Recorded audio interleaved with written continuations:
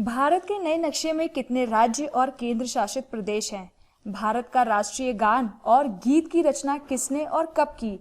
भारत का राष्ट्रीय जीव कौन सा है? हिंदी राष्ट्रभाषा है या राजभाषा? ऐसे ही कुछ महत्वपूर्ण प्रश्नों के उत्तर और उनके पीछे जुड़े हुए फैक्ट्स को हम जानेंगे आज की इस वीडियो में। तो चलिए सबसे पहले हम देखते हैं कि जो भारत है, अगर एरिया वाइज हम देखें तो उसकी वर्ल्ड में क्या स्थिति है। तो भारत हमारे विश्व का सेवेंथ लार्जेस्ट कंट्री है। तो जब भारत सातवां है तो हमें यह भी जानना चाहिए कि इससे बड़े बाकी के 6 और देश कौन से हैं। तो नंबर 1 पे है हमारा रशिया। हो सकता है आपको स्लाइड में नहीं दिख रहा हो तो मैं यहाँ पर लिख भी रही हूँ। तो सबसे बड़ा देश जो है विश्व का हमारा वो है रशिया। उसके बाद नंबर 2 पे जो हमारा देश आता है वो है कनाडा, नंबर 3 पे है यूएस और नंबर 4 पे है चाइना। ठीक है, तो ये कम से कम 4 देश आपको लाइन से याद होने ही चाहिए कि प्रथम 4 बड़े देश कौन से हैं विश्व के। ठीक है, इसके बाद अगर हम नंबर 5 की बात करें तो वो है ब्राजील और नंबर 6 पे है ऑस्ट्रेलिया और नंबर 7 पे है हमारा देश भारत। ठीक है, इसके बाद अगर हम भारत की बात करें, पॉपुलेशन यानी कि जनसंख्या के आधार पर भारत की कौन सी स्थिति है? जनसंख्या के आधार पर भारत की विश्व में दूसरा स्थान है। और सबसे पहले कौन है? सभी को पता होगा, सबसे पहले हमारा विश्व में है चाइना। चाइना के बाद नंबर 2 पर हमारा रखता है भारत स्थान। लेकिन नंबर 3 पर कौन है?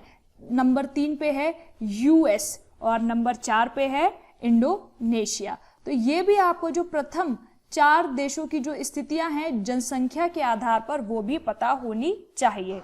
इसके अलावा भारत जो है वो हमारा विश्व का सबसे बड़ी डेमोक्रेसी है।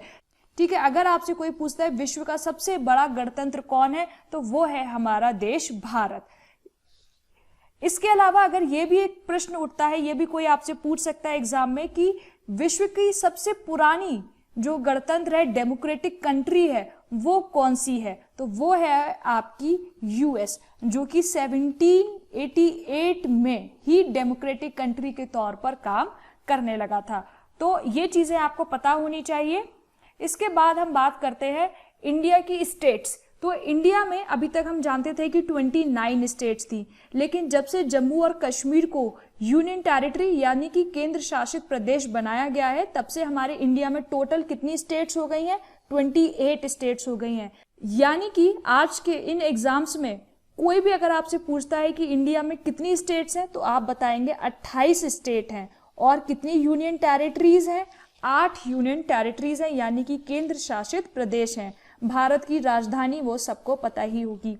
ठीक है, अब यहाँ पर मैं आपको शॉर्ट में बता देती हूँ कि हमारी जो 8 केंद्र शासित प्रदेश हैं वो कौन कौन से हैं। सबसे पहले हम बात करते हैं अंडमान एंड निकोबार आइलैंड्स की। यहाँ पर जो ये आइलैंड्स आपको दिख रहे हैं, द्वीप आपको दिख रहे हैं, ये है हमारे अंडमान निकोबार आइलैंड्स और इसकी राजधानी क्या है? Port Blair. इनकी राजधानी भी आपको पता होनी चाहिए, परीक्षा में ये भी पूछी जा सकती हैं। अंडमान निकोबार की राजधानी क्या है? Port Blair. इसके बाद अगर हम इसके वेस्ट साइड में आते हैं तो हमें मिलते हैं लक्षद्वीप। ठीक है, लक्षद्वीप एक द्वीपों का समूह है जिसकी राजधानी क्या है? कावारत्ती।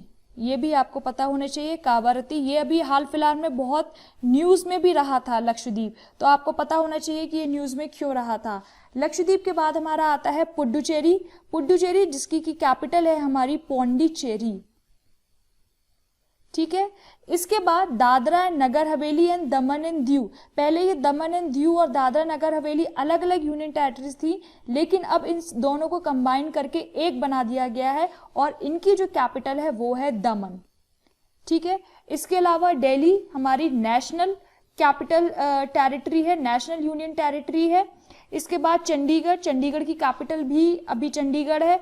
लद्दाख और जम्मू एंड कश्मीर की जो कैपिटल है वो अभी डिफाइंड नहीं है, तो आप इनकी कैपिटल के तौर पर इनको स्वयं ही मान सकते हैं। तो इस प्रकार हमारी ये 8 यूनियन टेरिटरीज हैं और 28 हमारे प्रदेश हैं। इनको अलग से हम एक सेपरेट वीडियो में लेंगे जिसमें कि हम आपको इन राज्यों की कैपिटल्स भी याद कराएंगे और इनकी क्या क्या प्रमुख बातें हैं, इनको किस किस नाम से जाना जाता है, ये क्यों फेमस है, उसको भी हम डिस्कस करेंगे। फिलहाल अभी हम एक इसका ओवरव्यू ले रहे हैं। ठीक है, इसके बाद हम सबसे पहले बात करते हैं अपने नेशनल सॉन्ग की। तो भारत का जो राष्ट्रीय गीत है वो है हमारा वंदे मातरम, ठीक है। सुजलाम सुफलाम मलयज शीतलाम, ये वाला जो सॉन्ग है ये है हमारा राष्ट्रीय गीत, याद रखिएगा। इसको लिखा किसने है? इसको लिखा है बंकिम चंद्र चटर्जी ने। ओके, चैटर्जी भी कहीं पर लिखा हुआ आएगा और चट्टोपाध्याय भी लिखा हुआ आ सकता है, तो आपको ये याद रखना है। ये जो गीत है इन्होंने लिखा था, इनकी एक पुस्तक थी आनंद मठ, आनंद मठ नाम की पुस्तक में इन्होंने इस गीत को सबसे पहले लिखा था। और इसको गाया सबसे पहले कब गया था? तो 1896 में इसको सबसे पहले इन्होंने इंडियन नेशनल कांग्रेस का एक सेशन हुआ था, उसमें इस गीत को सबसे पहले इन्होंने गाया था, ठीक है। इसके बाद हमारा आता है नेशनल एम्बलम। आपने देखा होगा हर सरकारी जो पत्र होता है, सरकारी चीजें होती है, उस पर ये नेशनल एम्बलम छपा होता है।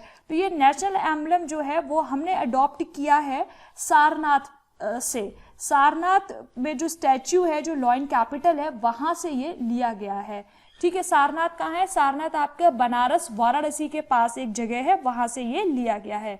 और इसके नीचे यहाँ पर लिखा रहता है सत्यमेव जयते, ठीक है, सत्य की ही हमेशा जीत होती है। तो ये प्रश्न पूछा जाता है कि सत्यमेव जयते कहाँ से लिया गया है, तो आपको पता होना चाहिए कि ये मंडूका उपनिषद से ये हमने जो वाक्य है वो उठाया है, ठीक है। इसको हमने अडॉप्ट कब किया था, कब से हमने माना कि हम इसको नेशनल एम्बलम के तौर पर मानेंगे? तो वो है हमारा 26 जनवरी 1950, यानी कि जब से हमने संविधान को लागू किया है पूरे देश में, तभी से हमने इसको भी अपना नेशनल एम्बलम के तौर पर माना है, ठीक है। इसके बाद हम बात करते हैं नेशनल एंथम, जिसको सबको पता है कि नेशनल एंथम रविंद्रनाथ टैगोर ने लिखा है, लेकिन ये सबसे पहले गाया कब गया था ये भी आपको याद रखना है।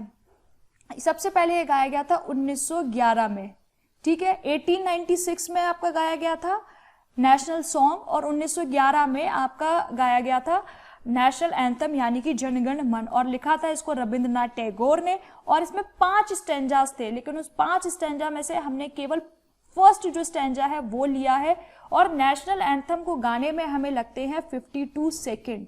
तो ये भी आपसे कभी प्रश्न पूछा जा सकता है कि नेशनल एंथम को गाने में कितना समय लगता है, ठीक है। इसके बाद हम बात करते हैं नेशनल कैलेंडर सक एरा।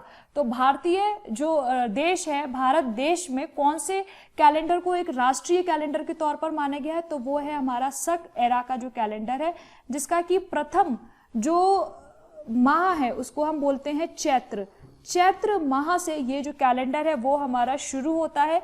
मेन जो भी आपने गैजेट्स ऑफ इंडिया देखे होंगे उन सब में इस सक एरा से ही किसी भी डेट या किसी भी बात का निर्धारण किया जाता है। इसके बाद एक बहुत ही इंपॉर्टेंट क्वेश्चन है हमारी ऑफिशियल लैंग्वेज हिंदी का, क्योंकि बहुत सारे लोग हमारे जो है वो मानते हैं कि हिंदी हमारी क्या है, राष्ट्रभाषा है, लेकिन हिंदी हमारी राष्ट्रभाषा नहीं है। आर्टिकल 343 ऑफ द कॉन्स्टिट्यूशन के अकॉर्डिंग क्या है, हिंदी को हमने एक अपनी ऑफिशियल लैंग्वेज माना है भारत के जितने भी काम है उनको करने के लिए, अलॉन्ग विद इंग्लिश, ठीक है।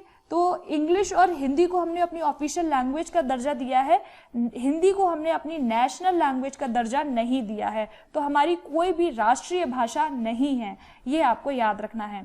इसके बाद हम बात करते हैं नेशनल फ्लैग की। तो नेशनल फ्लैग को हमने कब अडॉप्ट किया था, ये प्रश्न बहुत इंपॉर्टेंट है, बहुत परीक्षाओं में पूछा जाता है। तो 22 जुलाई 1947 में हमने आज़ादी से पूर्व ही इस नेशनल फ्लैग को हमने अडॉप्ट कर लिया था कि हमारा नेशनल फ्लैग ये होगा। इसके अलावा इससे आपकी लेंथ और ब्रेथ यानी कि लंबाई और चौड़ाई का जो रेशियो है वो भी आपसे पूछा जाता है। तो लंबाई और चौड़ाई का रेशियो आपको याद रखना है कि 2:3, ठीक है। ये इसका लंबाई और चौड़ाई का रेशियो है। आपको दिख रहा है लंबाई कम है तो वो 2 होगी और चौड़ाई ज्यादा है तो वो 3 होगी। इसके अलावा इसके बीच में ये जो चक्र है इसको हम लोग धर्म चक्र बोलते हैं, और इसमें कितने स्पोक्स होते हैं, कितनी तीलियां होती हैं, 24 तीलियां होती हैं। और इसके अलावा नेशनल फ्लैग के लिए एक कोड ऑफ कंडक्ट है। तो वो जो फ्लैग कोड ऑफ इंडिया है वो कब लिया गया था, 2002 में, ठीक है। तो जो आपका फ्लैग कोड है वो भी आपको याद रखना है कि कब हमने लिया था।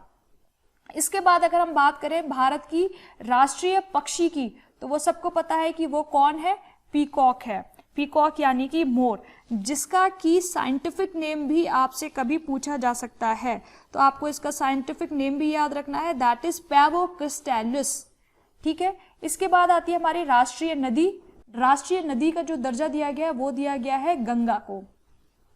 इसके बाद हम देखें नेशनल डेज, राष्ट्रीय दिवस। बहुत सारे लोग इस चीज में भी कंफ्यूज रहते हैं, लेकिन हमारे सिर्फ 3 राष्ट्रीय दिवस हैं। इन 3 दिनों पर हमारी जो है वो छुट्टी भी रहती है। वो कौन कौन से राष्ट्रीय दिवस है? एक तो इंडिपेंडेंस डे, स्वतंत्रता दिवस, रिपब्लिक डे यानी कि गणतंत्र दिवस, और तीसरा गांधी जयंती यानी कि 2 अक्टूबर। तो ये 3 दिन ही हमारे जो है वो राष्ट्रीय दिवसों के रूप पर माने जाते हैं। इसके अलावा हमारा आता है नेशनल एनिमल। तो नेशनल एनिमल हमारा कौन है? टाइगर।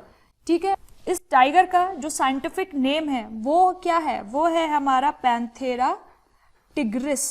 तो ये भी नाम आपको याद रखना है। कभी कभी हो सकता है आपको सिर्फ साइंटिफिक नाम ही दे दें और ऊपर पूछ ले कि इसमें हमारा राष्ट्रीय पशु कौन सा है, तो इसलिए आपको उसका साइंटिफिक नेम भी पता होना चाहिए। अलावा हमारा राष्ट्रीय फूल कौन सा है? तो वो है हमारा लोटस। ठीक है, जिसका नाम थोड़ा सा लंबा है, लेकिन आपको एक आइडिया ले लीजिए, जिससे कि अगर ये आता भी है एग्जाम में तो आप एटलीस्ट टिक मार पाए। Nelumbo nucifera Gaertn. ठीक है, अगर आप नेलुम्बो न्यूसीफेरा भी याद रख लेंगे तो आपका काम चल जाएगा। तो इस तरीके से आपको ये याद रखना है कि हमारा जो राष्ट्रीय फूल है वो कौन सा है। इसके अलावा राष्ट्रीय वृक्ष हमारा है वो है बैनियन ट्री, यानी कि बरगद का पेड़ हमारे देश का राष्ट्रीय वृक्ष है। इसके बाद अगर हम बात करें हमारे राष्ट्रीय जलीय जीव की, जिसकी घोषणा अभी 2010 में ही की गई है, तो वो है हमारी गंगा में रहने वाली डॉल्फिन। इसको माना गया है कि ये हमारी राष्ट्रीय जलीय जीव है और ये हमेशा शुद्ध और मीठे पानी में ही रहती है, इसीलिए ये मोस्टली गंगा में ही पाई जाती है। और ये अभी जो इसका एग्जिस्टेंस है वो डेंजर्ड है, मतलब कि इसकी बहुत ही कम मात्रा जो है वो बची है। उसी चीज के लिए, इसको बढ़ावा देने के लिए इसको जो है राष्ट्रीय जलीय जीव के तौर पर घोषित किया गया है। इंडियन रूपी सिंबल के तौर पर हमने किस सिंबल को अडॉप्ट किया है? तो वो ये सिंबल है, जिसमें कि हमने देवनागरी लिपि से र लिया है और रोमन स्क्रिप्ट से आर लिया है। साथ में ये साइन जो लगाया है ना, वो इक्वल टू का साइन लगाया है। ठीक है, इसको हमारा बनाया था उदय कुमार ने। ये नाम आपको याद रखना है, उदय कुमार। ये भी हमने अडॉप्ट किया था 2010 में। इसके बाद हम बात करते हैं अपने नेशनल फ्रूट यानी कि हमारे राष्ट्रीय फल की, जो कि है हमारा मैंगो यानी कि आम।